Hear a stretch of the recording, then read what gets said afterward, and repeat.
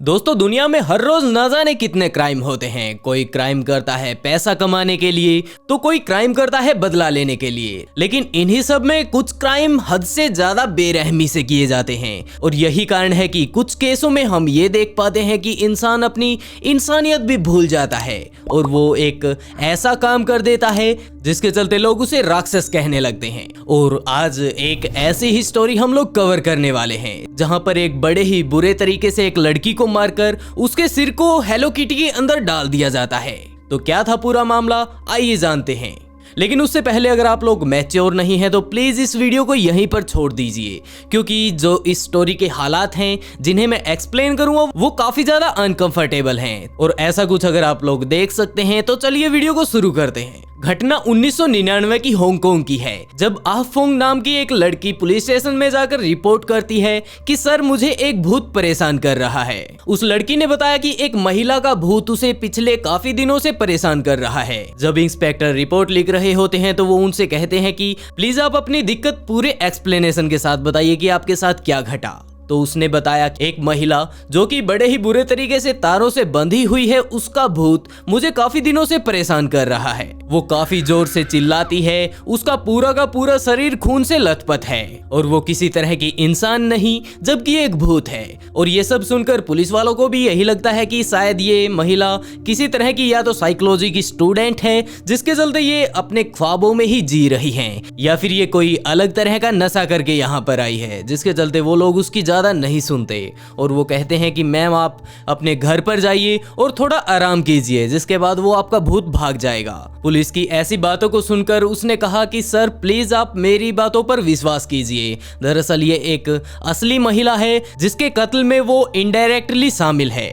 और कत्ल का नाम सुनते ही पुलिस वालों के भी कान खड़े हो गए कि किसका कत्ल और कब हुआ। इसके अलावा उसने ये भी बताया कि मुझे पता है कि उसकी डेड बॉडी कहाँ पर है और वो भूत मुझे तब तक परेशान करता रहेगा जब तक कि मैं ये सब बातें आप लोगों के सामने ना बता दूं और जब तक उसे पूरी तरह से न्याय ना मिल जाए। ये सब सुनकर पुलिस वालों के दिमाग में भी यही बात आई कि इतना अगर ये जोर दे रही है और लाश की भी पूरी लोकेशन बता रही है तो जरूर इसकी बातों में दम होगा।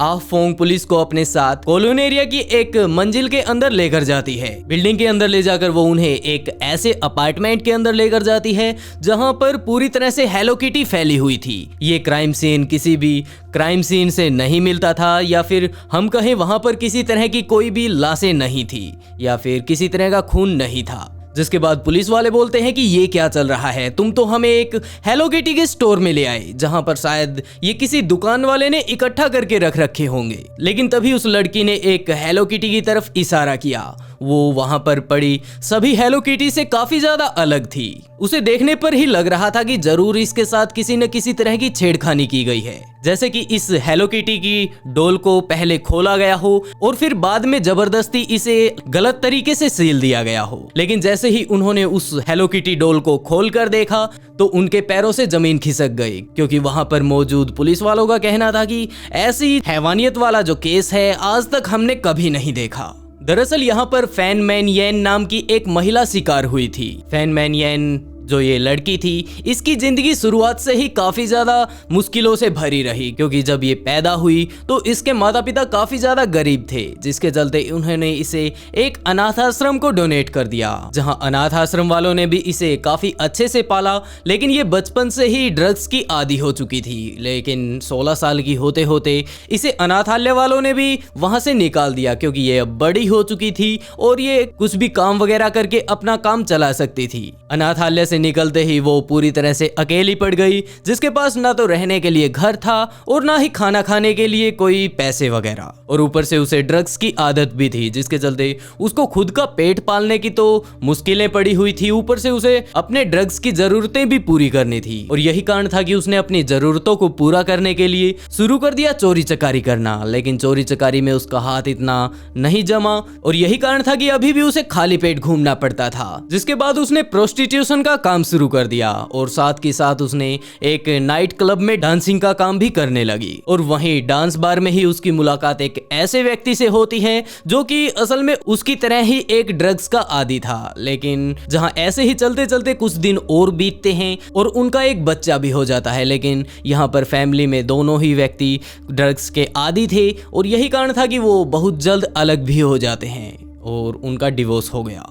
अब वो फिर से पूरी तरह से अकेली थी और टाइम आया 1997 का, जब उसकी मुलाकात चैनमैन लोक से हुई। ये एक ड्रग्स डीलर था जिससे वो अक्सर ड्रग्स लिया करती थी और उसने उसे अपना दलाल भी बना रखा था क्योंकि वो एक प्रोस्टिट्यूशन थी और एक नाइट डांसर भी थी। और इसी तरह चलते चलते एक दिन ऐसा भी आया जब वो चैनमैन के साथ अपने काम पर गई हुई थी, लेकिन हालात देखे जाएं तो अभी भी उसके बिल्कुल उसी तरह थे कि किसी तरह से उसे पैसा मिल जाए। और जब वो चैनमैन के साथ काम पर गई हुई थी तो उसके हाथ चैनमैन का बटवा लगता है और यही हम लोग कह सकते हैं कि उसकी जिंदगी का सबसे घटिया टाइम था, क्योंकि अभी वो अपनी जिंदगी की सबसे बड़ी गलती करने वाली थी। उसने उसका वॉलेट चुराया और उसके वॉलेट से 4000 रुपए निकाल लिए। लेकिन जैसे ही चैनमैन को इस बात का पता चलता है तो वो बिना टाइम वेस्ट किए उसके पास जाकर उसे पकड़ लेता है और कहता है कि मेरे पैसे कहां पर है। पहले तो वो लड़की फैनमैन भी यही कहती है कि कैसे पैसे, मैं नहीं जानती कि तुम किस पैसे की बात कर रहे हो। लेकिन चैनमैन उसका पीछा नहीं छोड़ता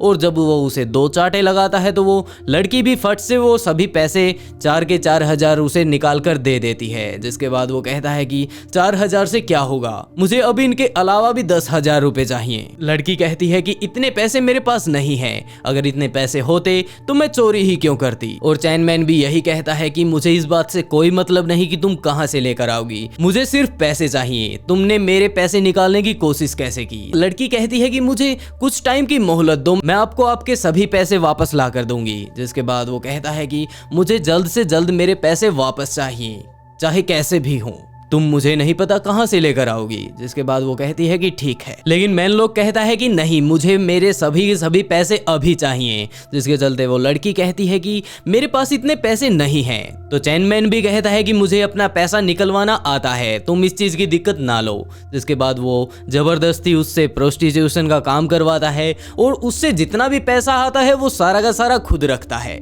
और इसी तरह से वो उसका हर एक तरीके से शोषण करने लगता है। जब वो लड़की उसके चंगुल से निकलकर भागने की कोशिश करती है तो चैनमैन को पता चल जाता है और उसके बाद तो वो अपने 2 साथी गुंडों के साथ उसके पास जाता है और उसे किडनैप करके एक सुनसान बिल्डिंग में ले जाकर बंद कर देता है। जिसके बाद वो दिन रात उससे प्रोस्टिट्यूशन का काम करवाता और इसके अलावा जब भी उसके दोस्त आते या फिर उसका मन करता वो भी जाकर उसका शोषण करने लगते। और ऐसे ही कुछ महीने बीत जाते हैं, लेकिन अभी भी चैनमैन को लगता है कि इसके लिए ये सजा काफी ज्यादा कम है, मुझे कुछ ऐसा करना होगा जिससे सभी लोग इस बात को जान जाएं कि अगर वो किसी तरह की हमसे चोरी करते हैं तो उसका नतीजा क्या होगा। बात सीधी सीधी ये थी कि वो और लड़कियों को भी दिखाना चाहता था कि उससे गद्दारी का नतीजा क्या होगा। जिसके बाद शुरू हुई एक ऐसी कहानी जिसे सुनकर हम लोग कह सकते हैं कि ये इंसानियत नहीं जबकि हैवानियत है। चैनमैन और उसके साथी उसे फिर से किडनैप करते हैं और उसे उस जगह पर लेकर जाते हैं जहां से उस लड़की का सिर मिला था। दरअसल ये वही लड़की है और अब मैं आपको बताऊंगा कि उन्होंने इसके साथ कितनी दरिंदगी भरी हरकतें की, जिन्हें असल में जब पुलिस वालों ने भी जाना तो उनकी भी रूह कांप गई। वो लोग उसे उस अपार्टमेंट के अंदर ले जाकर एक कुर्सी पर बैठाकर लोहे की तारों से बड़े ही बुरे तरीके से बांध देते हैं। वो वहां पर मौजूद अलग अलग चीजों से उसे मारने की कोशिश करते हैं और वो बड़े ही बुरे तरीके से उसके पूरे शरीर पर वहां पर पड़ी चीजों को उठा कर मार रहे थे। वो जैसे ही चिल्लाने लगती है कि कोई प्लीज आकर मेरी मदद करो, तो वो वहीं पर पड़ा एक फर्श साफ करने वाला कपड़ा उसके मुंह में ठूस देते हैं ताकि ये और ना चिल्ला पाए। और इसी तरह काफी दिनों तक यही हरकत चलती रहती है। जहां ये 14 साल की लड़की जो कि पुलिस में रिपोर्ट करने के लिए आई थी, वो उस टाइम उस ड्रग डीलर से जो कि 39 साल का था उसके साथ डेट कर रही थी। और यही कारण है कि वो अक्सर उससे मिलने के लिए उसी अपार्टमेंट में जाया करती थी जहां पर उन्होंने वो लड़की बांध कर रख रखी थी। और अक्सर वहां पर जब वो पहुंचती तो चैनमैन उस लड़की को टॉर्चर कर रहा होता था और वो 14 साल की लड़की भी जाकर कहती कि वाओ ये क्या हो रहा है। जिसके बाद वो चैनमैन बताता कि इसने कुछ इस तरह से मेरे पैसे चुरा लिए और ये अब मेरा भुगतान भी नहीं कर रही है, तो मुझे सिर्फ इसके ऊपर काफी गुस्सा आया। जिसके बाद उस लड़की ने भी कहा कि हे हनी, क्या मैं भी तुम्हारी मदद करूं? तो उसने कहा कि हाँ क्यों नहीं, अगर तुम चाहती हो तो तुम भी यहाँ पर आकर एंजॉय कर सकती हो। वैसे सोचकर देखिए कि उन्होंने सिर्फ उसे टाइम पास का एक मटेरियल समझ रखा था कि यहाँ पर आओ एंजॉय करो, वहाँ पर किसी भी तरह से इसे चोट पहुंचाओ, अगर ये मर भी जाती है तो उन्हें इतनी दिक्कत नहीं होने वाली थी। और अक्सर वो वहाँ पर जाती रहती थी। एक दिन उसने जाकर देखा कि चैनमैन उसके सिर पर किसी लकड़ी के टुकड़े से बड़े ही जोर से मार रहा था, लेकिन बात अगर लड़की की जाए तो वो अभी भी जिंदा थी। तो उसने जाकर कहा कि क्या मैं भी ये ट्राई कर सकती हूँ? तो चैनमैन ने कहा कि हाँ क्यों नहीं। तो उस लड़की ने बताया कि ये सब मैंने भी करके देखा था और लड़की उस टाइम जिंदा थी जब हम लोग उसके सिर पर मारा करते थे। तब तक पुलिस वालों ने चैनमैन को भी उठा लिया था और वो जाकर उससे पूछते हैं कि तुमने आखिरकार इस लड़की के साथ ऐसा क्यों किया, इसे इतने बुरे तरीके से क्यों मारा?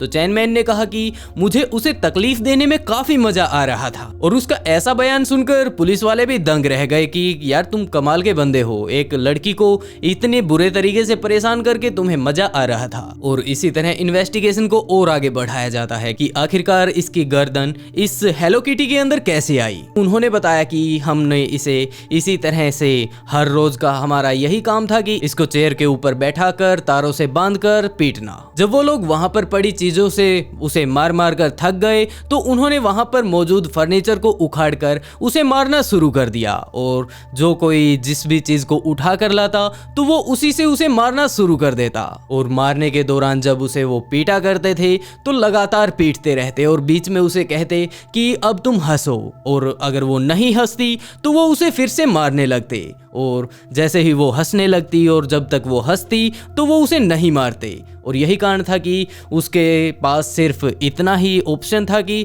अगर वो हंसेगी तो वो बची रहेगी। और जैसे ही उसने रोना शुरू किया तो वो लोग फिर से लाठी डंडों से और वहां पर पड़े फर्नीचर से उसकी टांगों को, उसके हाथों को फिर से तोड़ने लगेंगे। जिसके बाद अगर वो उसे पीट पीट कर अगर थक जाते तो वहीं साइड में मौजूद दूसरे कमरे में जाकर या तो गेम खेलने लग जाते या फिर वहीं पर मौजूद उनका जो उन्होंने जुगाड़ कर रखा था ड्रग्स लेने लगते। जिसके बाद कुछ दिन और बीतते हैं, लेकिन उसका काफी बुरा हाल हो चुका था और वो इस दर्द को सहने लगी थी। अब उसके लिए ये बात नॉर्मल होने लगी थी। और फैनमैन चैन ने कहा कि ये सब इसके लिए अब नॉर्मल हो चुका है, हमें कोई ना कोई एडवांस चीज करनी चाहिए। जिसके तौर पर उन्होंने मोमबत्ती को पिघलाकर उसके मोम को उसके शरीर पर डालना शुरू कर दिया। और दूसरी तरफ उसे ये कहा जाता कि अगर वो चिल्लाती है तो उसे और भी ज्यादा पनिशमेंट दी जाएगी। और वो गर्म मोम के कारण जरूर चिल्लाती। जिसके बाद वो लोग प्लास्टिक को पिघलाकर उसके अलग अलग शरीर के अंगों पर लगाने लगते। और जब वो और चिल्लाती तो वो अपने पास मौजूद लाइटर या फिर सिगार से उसके शरीर के अलग अलग हिस्सों पर चोट मारते। और जब उसके उस शरीर के हिस्से से खून निकलने लगता तो वहां पर मिर्च लगा देते। वैसे सोचकर देखिए वो लोग हैवानियत कर करके कितना आगे पहुंच चुके थे और उन्हें अंदाजा ही नहीं था जिस इंसान को तुम लोग ये सब दर्द दे रहे हो वो असल में इसे महसूस कर रहा है। उसकी जिंदगी जीते जी कितनी नर्क बन चुकी होगी। और इतना होने के बाद जब वो शाम को खाने का टाइम होता तो वो लोग खुद के लिए काफी अच्छी चीजें लेकर आते, लेकिन उसे खुद को खाने के लिए सिर्फ और सिर्फ उसका खुद का पोटी और उसका बाथरूम दिया जाता था कि अगर तुम्हें भूख लगी हो ये सब खा सकती हो और पी सकती हो, एज यू विश, अगर तुम्हें खाना हो तो खाओ।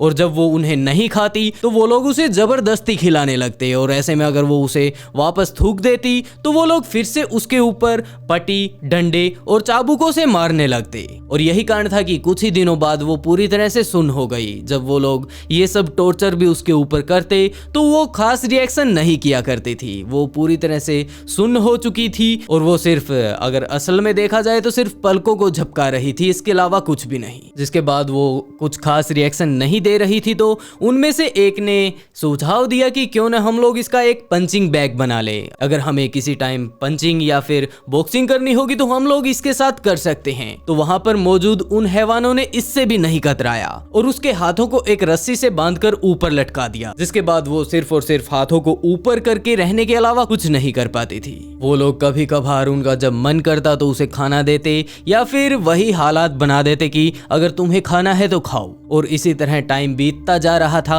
जब भी उनका मन करता उसके हाथों को लटकाते और ऊपर सीलिंग से लटकाकर उसके साथ पंचिंग बैग खेलने लगते।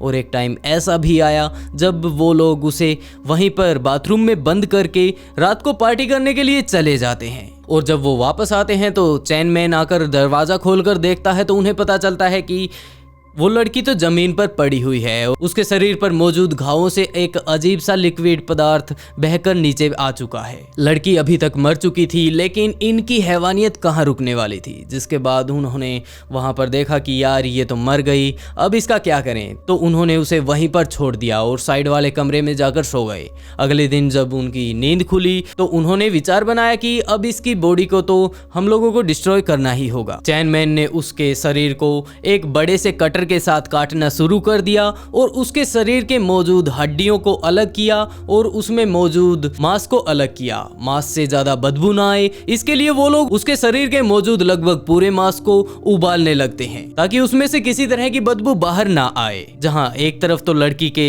बॉडी पार्ट्स को उबाला जा रहा था तो वहीं उसका एक दूसरा साथी साइड में अपने नूडल्स बनाने की तैयारी कर रहा था कि यार जल्दी से इसके बॉडी पार्ट्स को जल्दी से उबालो, उसके बाद मुझे इसी पतीले में अपने नूडल्स भी बनाने हैं। वैसे उनकी ऐसी हरकतों से हम लोग अंदाजा लगा सकते हैं उनकी हैवानियत कितनी ज्यादा बढ़ चुकी थी। उस लड़की के सभी बॉडी पार्ट्स को उबाल लिया गया और साइड में डाल दिया गया ताकि अब ये ज्यादा सड़े ना। तो उसने उसी पतीले में अपने नूडल्स भी बनाए, वो भी उस पतीले को बिना धोए हुए। जहाँ उसमें से उस लड़की के काफी सारे बॉडी पार्ट्स को तो उन्होंने कचरे के डब्बे में डालकर पूरी तरह से पॉलीथिन से बंद करके बाहर डस्टबिन में फेंक दिया और कुछ बॉडी पार्ट्स को उन्होंने अपने कुत्ते को खिला दिया। उन्होंने उसके बॉडी पार्ट्स के काफी सारे हिस्सों को एक पॉलीथिन में डालकर अपने फ्रिज में भी रख लिया। उन्होंने उसके सारे के सारे शरीर को ठिकाने लगा दिया था, लेकिन अभी भी उसका सिर बाकी था। जिसके बाद उन्होंने कहा कि इससे ज्यादा बदबू नहीं आनी चाहिए, जिसके चलते उन्होंने उसका सिर भी उठाया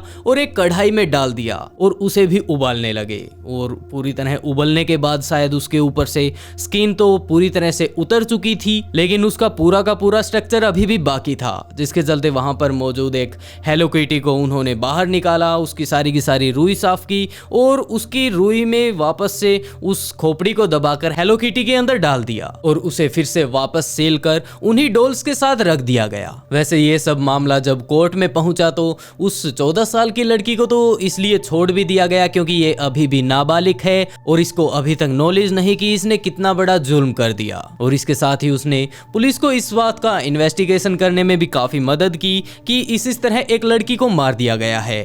लेकिन अभी भी केस चलने वाला था उन 3 लोगों के ऊपर जिन्होंने उसे बड़े ही बेरहमी से मार डाला था। लेकिन उस लड़की के शरीर का कोई भी बॉडी पार्ट्स जो अच्छी हालत में हो, जिससे पोस्टमार्टम करके इस बात को साबित किया जा सके कि उन्होंने इसका कत्ल किया है, ऐसे सबूत किसी के पास नहीं मिले। और यही कारण था कि पुलिस उसकी बॉडी पर इतनी ज्यादा इन्वेस्टिगेशन नहीं कर पाई। और उन्होंने उसे किस तरह का टॉर्चर किया इस बारे में तो वो लोग रिपोर्ट बना ही नहीं पाए, जिसके चलते उनके ऊपर फर्स्ट डिग्री टॉर्चर का किसी तरह का कोई मुकदमा नहीं चल पाया।